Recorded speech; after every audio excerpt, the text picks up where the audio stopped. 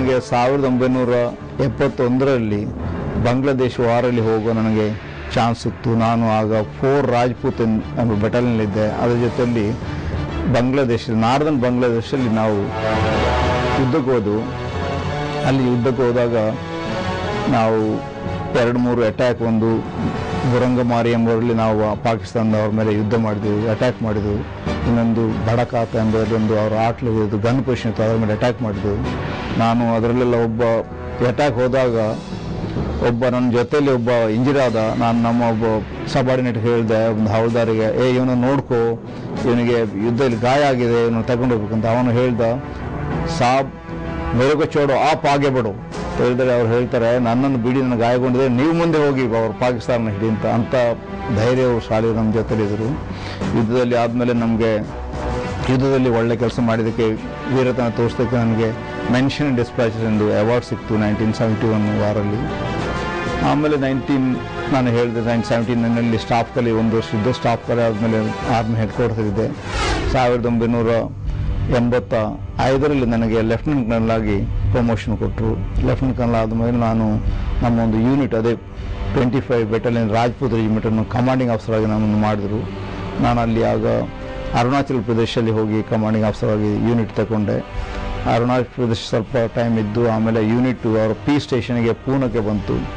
ಪೂನಾಕ್ಕೆ ಬಂದಾಗ ನಮಗೆ ಒಂದಲ್ಲಿ 6 ತಿಂಗಳಾಯಿತು. ಅಷ್ಟರವರೆಗೆ IPKF Indian piece keeping force ಶ್ರೀಲಂಕಾದಲ್ಲಿ ನಮ್ಮ ಫಾರ್ಮೇಷನ್, ನಮ್ಮ ಡಿವಿಷನ್ ಎಲ್ಲ ಅಲ್ಲಿಗೆ ಹೋಗ್ಲಿಕ್ಕೆ ಆರ್ಡರ್ ಬಂತು. ನಮಗೆ ಶಾರ್ಟ್ ನೋಟಿಸಲ್ಲಿ ನಾವೆಲ್ಲರೂ ಹೋಗಬೇಕಾಗಿತ್ತು. ಎಲ್ಲ ಸಿವಿಲಿಯನ್ ಏರ್ಕ್ರಾಫ್ಟ್ ಎಲ್ಲ ನಾವು ಹೈರ್ ಮಾಡಿದ್ವು.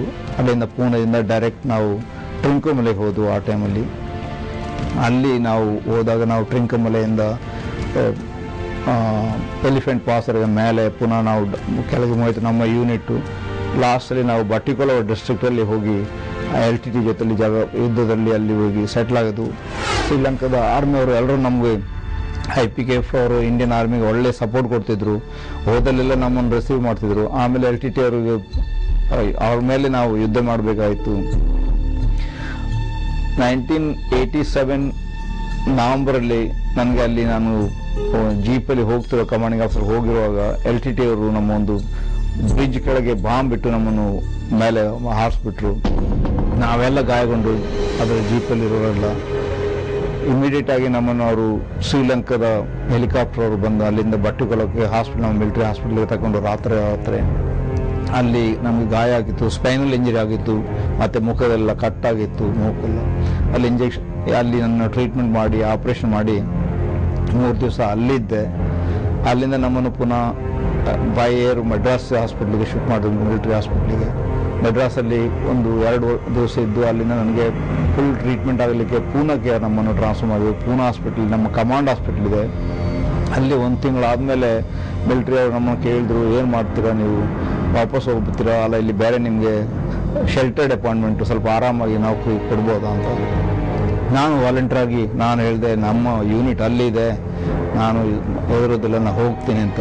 ನಾನು ಪುನಃ ಶ್ರೀಲಂಕಾಕ್ಕೆ ವಾಪಸ್ ಹೋದೆ. 1 ತಿಂಗಳು ಹಾಸ್ಪಿಟಲ್ ಟ್ರೀಟ್ಮೆಂಟ್ ಆಗಿ, ಸ್ಪೈನಲ್ ಇಂಜರಿ ಸ್ವಲ್ಪ ಇತ್ತು. ಆಮೇಲೆ 1 ತಿಂಗಳು ಸ್ವಲ್ಪ ರೆಸ್ಟಲ್ಲಿ ತಗೊಂಡ್ಮೇಲೆ ಸರಿ ಆಯಿತು. ಅಲ್ಲಿ ಪುನಃ 1.5 ವರ್ಷ ಇದ್ದು 1989ನೇ ಇಸ್ವಿಯಲ್ಲಿ ನಾವು ಅಲ್ಲಿಂದ ಯೂನಿಟೇ ಎಲ್ಲ ವಾಪಸ್ ಬಂದರು. ಅದ್ರ ಜೊತೆ ನಾನು ಬಂದೆ. ಅಲ್ಲಿ ನಮ್ಮ ಒಳ್ಳೆ ಕೆಲಸ ಅಂತ ಹೇಳಿ ನಮಗೆ ಯುದ್ಧ ಸೇವೆ ಮೆಡಲ್ ನೇಷನ್ನಿಂದ ನಮಗೆ ಯುದ್ಧ ಸೇವೆ ಮೆಡಲು ಅವಾರ್ಡ್ ಕೊಟ್ಟರು ಅವರು, YSM ಅಂತ ಅದಕ್ಕೆ ಹೇಳ್ತಾರೆ. ಅಷ್ಟೊಳಗೆ ನಮಗೆ 2 ಮಕ್ಕಳಿದ್ದು, ಒಂದು ಹುಡುಗಿ ಮತ್ತು ಒಂದು ಹುಡುಗ. ಅವರು ಪೂನಾದಲ್ಲಿ ಮಕ್ಕಳು, ನಮ್ಮ ಹೆಂಡತಿ ಮತ್ತು ಮಕ್ಕಳು ಅಲ್ಲಿ ಓದ್ತಿದ್ದು. ನಾವು ಇಂಜರಿ ಆದಮೇಲೆ ನನ್ನದು ಯೂನಿಟ್ದು ಕಮಾಂಡು ಆದಮೇಲೆ ನಮಗೆ ಒಂದು ಹೈಯರ್ ಕಮಾಂಡ್ ಕೋರ್ಸ್ ಅಂತ ಸೆಲೆಕ್ಟ್ ಮಾಡಿ ಒಂದು 35 ಕರ್ನಲ್ಗಳನ್ನು ಸೆಲೆಕ್ಟ್ ಮಾಡಿ ಅಲ್ಲಿ ನಮ್ಮ ವಾರ್ ಕಾಲೇಜಲ್ಲಿ ಕಳಿಸ್ತಾರೆ. ಅಲ್ಲಿಗೆ ನಮ್ಮನ್ನು 1 ವರ್ಷದ ಕೋರ್ಸಿಗೆ ಕಳಿಸಿದ್ರು. ಹೈಯರ್ ಕಮಾಂಡ್ ಕೋರ್ಸು 1 ವರ್ಷ ಆದಮೇಲೆ ಅಲ್ಲಿ ಫ್ಯಾಮಿಲಿ ಸಹ ನಮ್ಮ ಜೊತೆಲಿದ್ದರು, ಮಕ್ಕಳು ಅಲ್ಲೇ ಓದ್ತಿದ್ರು. ಹೈಯರ್ ಕಮಾಂಡ್ ಕೋರ್ಸ್ ಆದಮೇಲೆ ನಾನು ಪುನಃ ನಮಗೆ ಡೆಲ್ಲಿಯಲ್ಲಿ ಆರ್ಮಿ ಹೆಡ್ ಕ್ವಾರ್ಟರ್ಸಲ್ಲಿ ಟ್ರಾನ್ಸ್ಫರ್ ಸಿಕ್ತು. ಅಲ್ಲಿ ಒಂದು 2-3 ವರ್ಷ ಇದ್ದೆ. ಅಲ್ಲಿಂದ ಪುನಃ ನಾನು ವಾರ್ ಕಾಲೇಜಲ್ಲಿ ನಮ್ಮನ್ನು ಅವರು ಇನ್ಸ್ಟ್ರಕ್ಟರ್ ಆಗಿ ಅಲ್ಲಿ ಮಾವು ಎಂಬಲ್ಲಿ ಮಧ್ಯಪ್ರದೇಶದಲ್ಲಿದೆ, ಅಲ್ಲಿಗೆ ಕಳಿಸಿದ್ರು. ಅದೇ ಟೈಮಲ್ಲಿ ನಮ್ಮ ಪ್ರಮೋಷನ್ ಬರೋ ಹಾಗೆ ಇತ್ತು. ನಮ್ಮದು ಬ್ರಿಗೇಡಿಯರ್ ಆಗೋ ಟೈಮಲ್ಲಿ ಒಂದು ಕಾಶ್ಮೀರದಲ್ಲಿ ಆಗ ಇನ್ಸರ್ಜೆನ್ಸಿ ಆಗ್ತಿತ್ತು.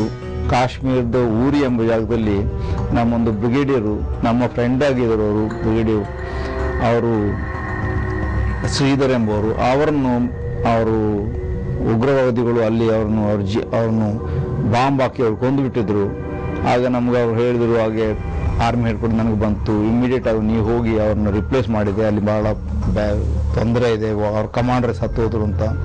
2 ದಿವಸದಲ್ಲಿ ನನಗೆ ನೋಟಿಸು. ವಾರ್ ಕಾಲೇಜಿನ ನಾನು ಹೋಗಿ ಊರಿ ಕಾಶ್ಮೀರದ ಮುಜಫರಾಬಾದ್ ಫ್ರಂಟಲ್ಲಿ ಬರ್ತದೆ, ಇವರು ಅಲ್ಲಿ ಆ ಬ್ರಿಗೇಡ್ ಕಮಾಂಡರ್ ಆಗಿ ನಾನು ಅಲ್ಲಿ ಹೋಗಿ ಬ್ರಿಗೇಡ್ ಕಮಾಂಡ್ ಆಗಿ ತಗೊಂಡೆ. ಅಲ್ಲಿ 1.5 ವರ್ಷ ನಾನು ಬ್ರಿಗೇಡ್ ಕಮಾಂಡರ್ ಆಗಿ ಊರಿ ಎಂಬ ಜಾಗದಲ್ಲಿದ್ದೆ. ಅಲ್ಲಿ ಉಗ್ರವಾದಿಗಳು ಅವ್ರ ಜೊತೆಯಲ್ಲಿ ಅದೆಲ್ಲ ನೋಡುವಾಗ ಒಂದೊಂದ್ಸಲ ಬೇಸರ ಆಗ್ತದೆ. ನಮ್ಮವರೇ ಅವರು ಕಾಶ್ಮೀರಿಗಳು, ಆದರೆ ಅವರು ಮಿಸ್ಗೈಡೆಡ್, ಅವರು ಪಾಕಿಸ್ತಾನದವರು ಸಪೋರ್ಟ್ ಮಾಡ್ತಾರೆ, ಅಲ್ಲಿಂದ ಟ್ರೈನ್ ಮಾಡೋರನ್ನು ಕಳಿಸ್ತಿದ್ರು. ಅದರ ಜೊತೆಯಲ್ಲಿ ನಾವೇನಾದರೂ ಉಗ್ರವಾದಿಗಳು ಅಂತ ಹಿಡಿದರೆ ಅವ್ರ ಕೈಯಲ್ಲಿ ವೆಪನ್ ಇಲ್ಲ, ನಮಗೆ ಯಾರು ಉಗ್ರವಾದಿಗಳು ಯೂನಿಫಾರ್ಮಲ್ಲಿ ಇರೋದಿಲ್ಲ, ಯಾರು ಉಗ್ರವಾದಿಗಳು ಯಾವ ಒಳ್ಳೆಯವ್ರಿಂದ ಗೊತ್ತಾಗೋದಿಲ್ಲ. ಎಲ್ಲಾದರೂ ನಮ್ಮ ಮಿಲಿಟರಿಯವರು ಎಲ್ಲಾದರೂ ಗುಂಡು ಹಾಕಿ ಉಗ್ರವಾದಿಗಳನ್ನು ಕೊಂದರೆ ಅವ್ರ ಕೈಯಲ್ಲಿ ವೆಪನ್ ಇರಿದರೆ ಊರವರು ಅಲ್ಲಿ ಹೇಳ್ತಾರೆ ಇವರು ಒಳ್ಳೆ ಇನ್ನೋಸೆಂಟ್ ಜನರನ್ನು ಕೊಂದುಬಿಟ್ರು ಅವರು.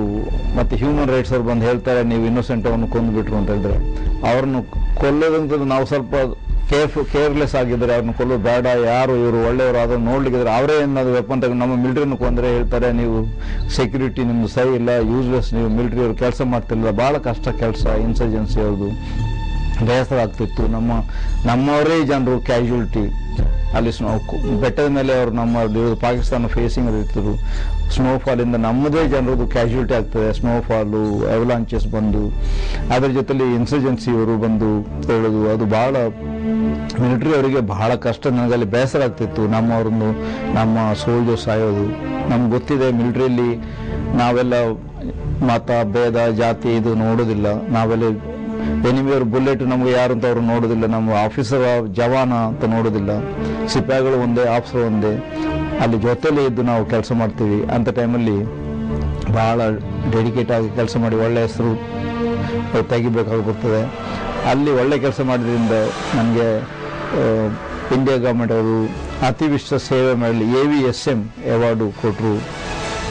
1997 ಅವರು 98 ನನ್ನ ಅವಾರ್ಡ್ ರಿಸೀವ್ ಮಾಡಲಿಕ್ಕೆ ಹೋದೆ ರಾಷ್ಟ್ರಪತಿ ಭವನ.